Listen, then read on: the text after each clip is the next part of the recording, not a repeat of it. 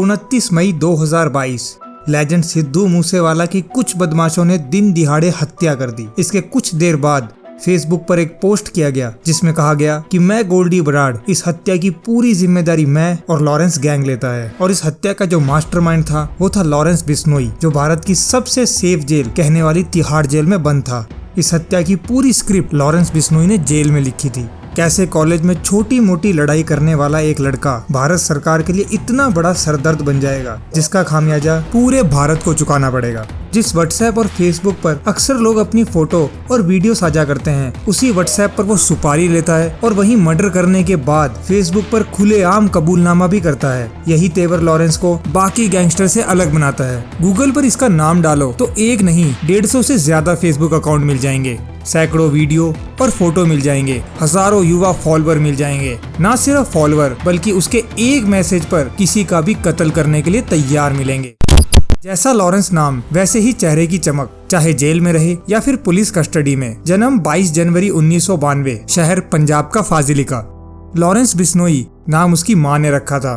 बचपन में जिस तरह वो स्मार्ट और खेल में दिलचस्पी लेता था, उसे देखकर तो घर वाले यही सोचते थे कि एक ना एक दिन ये हमारा नाम जरूर रोशन करेगा। लेकिन उन्हें यह नहीं पता था कि नाम तो रोशन करेगा लेकिन खेल की दुनिया में नहीं बल्कि जुर्म की दुनिया में। वो जुर्म जिसके खिलाफ कभी उसके पिता हुआ करते थे। माँ भी विरोध करा करती थी क्योंकि पिता खुद एक पुलिस वाले रहे और वहीं इनकी माँ भी बहुत पढ़ी लिखी थी। घर में करोड़ों रुपए की संपत्ति, लेकिन बेटा एक दिन भटककर जुर्म की दुनिया में एंट्री कर जाएगा, शायद ही उसके माँ बाप ने सोचा होगा। अब इसका जुर्म की दुनिया में ना सिर्फ नाम बल्कि सिक्का भी जम चुका है। ऐसा सिक्का जिसे हिलाना अब किसी के बस की बात नहीं, क्योंकि उसकी जुर्म की कहानी उसकी उम्र से कहीं ज्यादा है। इस लॉरेंस की उम्र तो सिर्फ 30 साल है, लेकिन अपराध का ग्राफ 50 के पार हो चुका है। चेहरे की चमक, मूंछें बिल्कुल भगत सिंह के स्टाइल में। आपको बता दे कि भले ही लॉरेंस जेल में रहकर भी पुलिस के लिए सरदर्द बना है, पर इस लॉरेंस के पिता लविंदर सिंह खुद एक पुलिस कांस्टेबल थे। करोड़ों की जमीन थी। बचपन में बेटे ने जो मांगा वो सब कुछ मिला। उसके महंगे शौक, महंगे कपड़े पहनना आज भी बरकरार है। स्कूल की पढ़ाई फाजिलिका में ही की। इसके बाद कॉलेज की पढ़ाई करने वो चंडीगढ़ आया। यहाँ इसने डीएवी कॉलेज में दाखिला लिया। वैसे तो दाखिला पढ़ाई के लिए कॉलेज में हुआ था, लेकिन यहीं से वो जुर्म की दुनिया में एंट्री भी कर गया। इसकी वजह बनी कॉलेज यूनियन को लेकर दो गुटों की लड़ाई।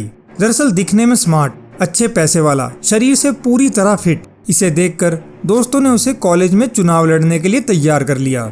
लेकिन लॉरेंस की एक आदत रही, वो जो कुछ भी करता था बड़ी शिद्दत और प्लानिंग से करता था। अब चुनाव लड़ना था तो उसने पहले एक ग्रुप बनाया। उसका नाम रखा student organization of Punjab university, यानी SOPU। ये संगठन आज भी है, भले ही इसे बनाने वाला आज जेल में है। तो लॉरेंस बिश्नोई ने पहले संगठन बनाया, उससे छात्रों को जोड़ा और कॉलेज में अध्यक्ष पद का चुनाव लड़ा। जीतने के लिए खूब मेहनत की, लेकिन नतीजा कुछ और निकला। वो चुनाव हार गया, लेकिन उसे हारने की आदत नहीं थी, लिहाजा वो इसे बर्दाश्त नहीं कर पा रहा था। गुस्से में उसने रिवॉल्वर खरीद ली। अब जब हाथ में हथियार आ ही गया था, फिर गुनाह की दुनिया में कब तक दूर रह सकता था, ये कोई नहीं जानता था। लॉरेंस के साथ भी ऐसा ही हुआ और वक्त जल्द ही आ गया। फरवरी का महीना और साल 2011। एक दिन लॉरेंस बिश्नोई का सामना उसे चुनाव के हारने वाले विरोधी गुट से हुआ। फिर क्या था, दोनों एक दूसरे के सामने थे और फिर दोनों में भिड़ंत हो गई। गुस्से में लॉरेंस ने दूसरे गुट पे फायरिंग कर दी। ये पहली बार था जब लॉरेंस ने फायरिंग की थी। मामला तूल पकड़ा और इधर पुलिस ने केस दर्ज किया। फरवरी 2011 में लॉरेंस बिश्नोई में पहली बार FIR दर्ज हुई। इसके बाद तो इस FIR से बचने और दूसरे गुट को सबक सिखाने के लिए उसने गैंगस्टर से हाथ मिला लिया। फिर तो वो T20 मैच की तरह क्राइम में खेलने लगा और जुर्म की दुनिया में अर्धशतक भी लगा दिया। कहा जाता है कि कुख्यात गैंगस्टर जग्गू भगवानपुरिया असल में जुर्म की दुनिया में लॉरेंस बिश्नोई का गुरु था। इसी गैंगस्टर ने लॉरेंस को जुर्म की दुनिया के वो पैतरे सिखाए जिसकी बदौलत वो आज काली दुनिया का बेताज बादशाह है। यह जग्गू पंजाब के भगवानपुरा का रहने वाला है। इसे देश का सबसे अमीर गैंगस्टर कहा जाता है। अब तो जग्गू भगवानपुरिया भी दिल्ली के तिहाड़ जेल में बंद है, लेकिन एक ऐसा वक्त भी था जब पंजाब की राजनीति और अपराध में जग्गू का ना सिर्फ रुतबा था बल्कि उसके नाम से ही हर काम हो जाया करते थे। उसके धनवान होने का अंदाजा इसी बात से लगाया जा सकता है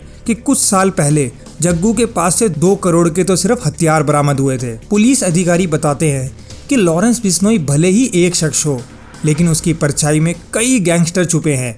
पैसे से पावर बटोरने की कला उसने जग्गू से सीखी और गैंगस्टर नरेश सेट्टी, संपत नेहरा और मर चुके सुक्खा से मिलकर हथियार के दम पर उगाही करने का देश का सबसे बड़ा नेटवर्क भी बना लिया। इसके नेटवर्क में आकर काला जठेड़ी, रिवॉल्वर रानी के नाम से चर्चित लेडी डॉन अनुराधा चौधरी समेत कई गैंगस्टर ने काली दुनिया का साम्राज्य ही खड़ा कर लिया। वहीं राजस्थान के सबसे कुख्यात गैंगस्टर आनंद पाल सिंह के एनकाउंटर के बाद आनंद पाल गैंग काफी कमजोर पड़ चुका था, पर लेकिन इसके कुछ दिनों के बाद जब लॉरेंस अजमेर की हाई सिक्योरिटी जेल में था, उसी वक्त आनंद पाल सिंह के राइट हैंड सुभाष मूंड भी उसी जेल में बंद था। तभी लॉरेंस ने सुभाष के साथ हाथ मिला लिया। इसके बाद बताया जाता है कि लॉरेंस ने आनंद पाल सिंह के गैंग पर कब्जा जमा लिया। लॉरेंस की यही खासियत बाकी गैंगस्टर से उसे अलग बनाता था, क्योंकि जहां आमतौर पर गैंग एक दूसरे से लड़ाई करा करते थे, वहीं लॉरेंस उन्हीं से हाथ मिलाकर अपनी गैंग को और पावरफुल बनाया करता था। यही वजह है कि आज भले ही लॉरेंस बिश्नोई जेल के अंदर है, लेकिन उसके देश में कई राज्यों में 600 से ज्यादा शार्प शूटर है जो हर वक्त तैनात रहते हैं। बस व्हाट्सएप पर एक इशारा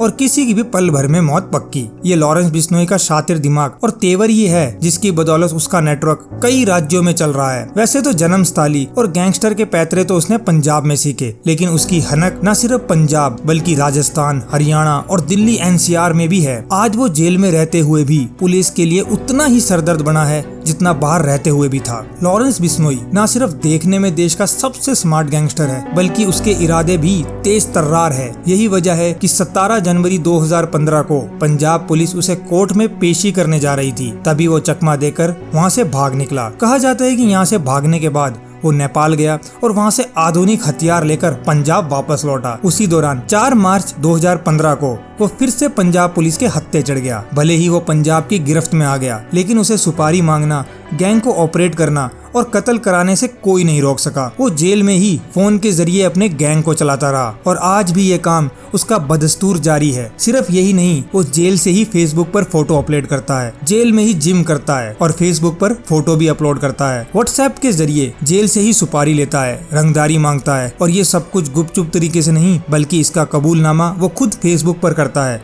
और अगर कोई बदमाश लॉरेंस बिश्नोई के नाम से रंगदारी मांगता है तो वो खुद फेसबुक पर मैसेज भेजकर इसका खंडन भी करता है। अपराध की दुनिया का एकमात्र गैंगस्टर जिसके नाम पर फेसबुक पर 150 से ज्यादा अकाउंट, गैंगस्टर लॉरेंस बिश्नोई के नाम पे तो दर्जनों फेसबुक पेज है। यही नहीं, कॉलेज के दिनों में बनाए हुए अपने SOPU संगठन के नाम से कई फेसबुक पेज भी मिल जाएंगे। इन फेसबुक पेज को देखने से एक बात तो साफ होती है, भले ही ये क्राइम की दुनिया में रंगदारी से लेकर कई कत्ल किए हों, लेकिन लड़कियों के साथ होने वाली छेड़छाड़ या किसी भी तरह की घटना को ये खुलकर विरोध करता है। ये कहता है कि अगर किसी ने ऐसा किया तो वो उसे छोड़ेगा नहीं। शहीद भगत सिंह को अपना आइडल मानने वाला गैंगस्टर हमेशा खुद को क्रांतिकारी बताता है। हालांकि पुलिस अधिकारी कहते हैं कि 1 या 2 फेसबुक अकाउंट तो खुद लॉरेंस बिश्नोई चलाता है और बाकी फेसबुक पेज व अकाउंट उसके फॉलोअर चलाते हैं। लॉरेंस बिश्नोई सुर्खियों में तब आया जब वो राजस्थान के जोधपुर में पेशी के दौरान उसने फिल्म अभिनेता सलमान खान को जान से मारने की धमकी दी थी। उसने सिर्फ धमकी ही नहीं दी, बल्कि अपने साथी संपत नेहरा को सलमान खान को मारने के लिए भी भेज दिया। हालांकि चाक चौबंद सुरक्षा के होने के कारण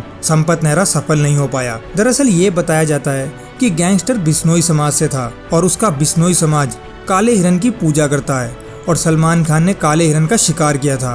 बस इसी वजह से लॉरेंस ने सलमान खान को मारने की भी सुपारी ले ली थी। वहीं पुलिस अधिकारी बताते हैं कि लॉरेंस बिश्नोई ऐसा ही किसी से रंगदारी नहीं मांगता।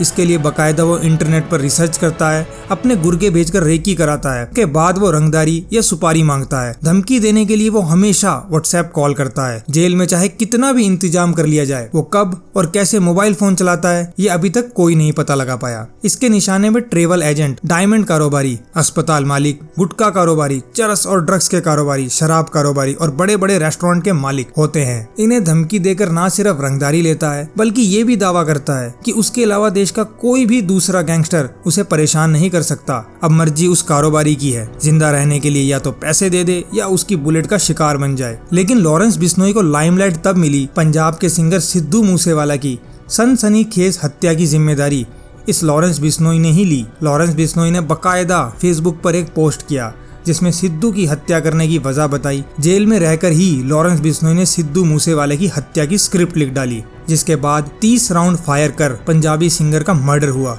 हत्या की जिम्मेदारी लॉरेंस बिश्नोई गैंग के सदस्य गोल्डी बराड़ ने ली और इसकी साजिश दिल्ली के तिहाड़ जेल में रची गई। कहा जाता है कि लॉरेंस बिश्नोई ने वर्चुअल नंबर से विदेश में रह रहे अपने साथी गोल्डी बराड़ से कई बार फोन पर बात की। वहीं खुद को देशभक्त बताने वाला लॉरेंस की दोस्ती देश के दुश्मनों के साथ भी है। जग्गू भगवानपुरिया से उसकी मुलाकात वांटेड टेररिस्ट रिंदा संधू के साथ हुई। रिंदा संधू जो इंडिया की जेल से भागकर पाकिस्तान भाग गया है और अब वो लॉरेंस के थ्रू इंडिया में आतंक फैला रहा है और इसी के साथ ISI भी लॉरेंस को पूरा सपोर्ट दे रहा है और उसे हथियार भी सप्लाई कर रहा है।